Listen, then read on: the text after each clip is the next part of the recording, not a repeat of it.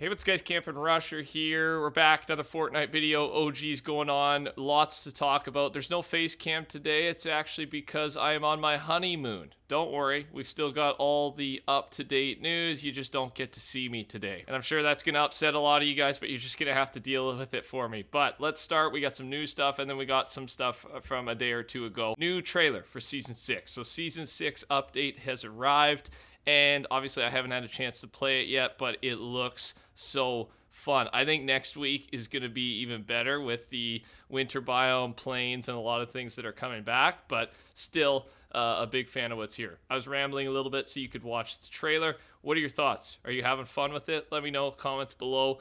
We are, about 2.5 weeks left, maybe 3 weeks until Chapter 5, so there's excitement there. There is sadness there. We are going to talk more about permanent OG, the future of OG, as it's just massive right now in the community. Everyone's talking about it, and I wanted to add on to that because there is lots to discuss. With Season 6, obviously map changes. The floating cube island did replace Loot Lake, of course. The vaulted items are Burst AR, Impulse Grenades, Smoke Grenades, and Portafort. And then they've added Grapple Glove from Rift Encounters, Bounce Pads, Shockwave Nades, Double Barrel, Dynamite, 6-shooter, Clingers, Chiller Traps, Mounted Turrets, Porta Fortress, Quad Crashers, and Driftboard. So obviously so much content and effort has went into this OG season. All right, every week is just so different, and I'm having a blast on my honeymoon, but also I am the slightest bit sad to miss Season 6,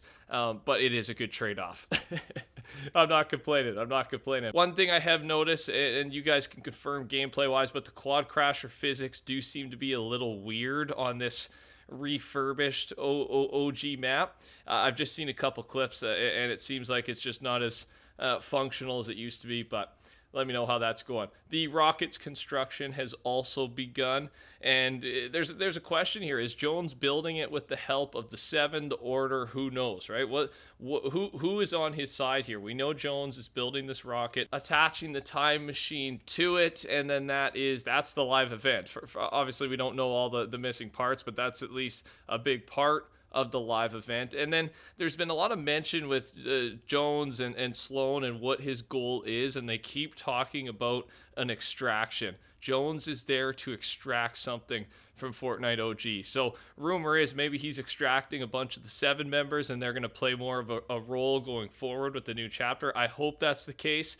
And maybe I'm biased and just leaning into that theory a little too much. We'll have to wait and see. We will get the answer to that by the end of this month, right? December 2nd seems to be the live event date so far. There were some Chapter 5 teasers, some text that was sent to creators officially. This was yesterday, so we're not too far behind here. Here's what we got. Fortnite will change this year. And then after the OG season, things will get even more exciting. ... the big bang right after Fortnite OG. Some big exciting pieces of text. It doesn't reveal too much. We already know that the big bang seems to be, it possibly is the title of the live event, the finale of Chapter 4, and it will roll us into the new map. We will, there's actually also this I'll talk about as well, Black Hole teaser. With each seasonal update video, the update trailers, I showed you at the start of the video there, with each seasonal video, the end screen has been getting darker, possibly a teaser here for the black hole. It is said, it is rumored, and I think more than rumored, it's in the files that there's going to be a black hole at the end of this season, at least 24 hours of downtime, similar to what we had in the original Chapter 1 live event. So again, I think it's just going to be such a bittersweet time as we're all sitting, waiting during that day, missing OG already, but also excited for what's to come. Here's an in-game look at the Infinite Drift skins they should be available now. I'm such a fan of these skins, so I just wanted to show them off in-game. And thanks to everyone using code TheCampingRusher if you're picking them up. And thanks to everyone subscribing to the channel with noties on. I'm your guy. I'll keep you up to date on all things Fortnite, of course. First look. These are the custom cameras and controls that are soon coming to UEFN. Even if you're not a creator on UEFN, I think this gives you an idea of what type of new style of games you can expect to see once this drops. Once you have different, POVs, which is what's going on here, camera looks, you can really change the feel and the style of games that are created. So that's on the way. This next one is not necessarily Fortnite news, but I think it's too big of a deal not to put. Just general gaming news. I know you've already heard about it, but let's just mention it quickly. Rockstar Games, we are very excited to let you know that in early December, we will release the first trailer for the next Grand Theft Auto. We look forward to many more years of sharing these experiences with all of you. It is on. If you don't know anything, you've been living under a rock, or maybe you just don't care, that's okay too. The Grand Theft Auto 6, or whatever the title will be, has been rumored and been waited on for, I think it's over a decade now since GTA 5 came out. This is a big deal. 1.5 million likes on this tweet. There is so much hype and excitement for this game, as there should be. So I'm very excited to see what they've got in store for us. So I thought it worth slipping that in. Okay, let's finish it off and talk about Fortnite OG. So the big discussion, and to be honest, we've talked about it a lot, and we're going to add more to it today. And I think the big thing here is I bet Epic is talking about it a lot too. How they can take the successes of this season, what's actually good, what do the play, and I don't even know if we know, right? What do we love so much about this season?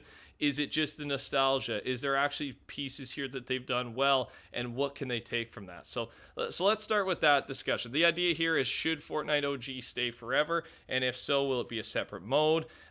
Should it come back in a rotation, like every few months? Once again, separate mode, or coming back as a full-on playable season like this season? There's a lot of options they can take here.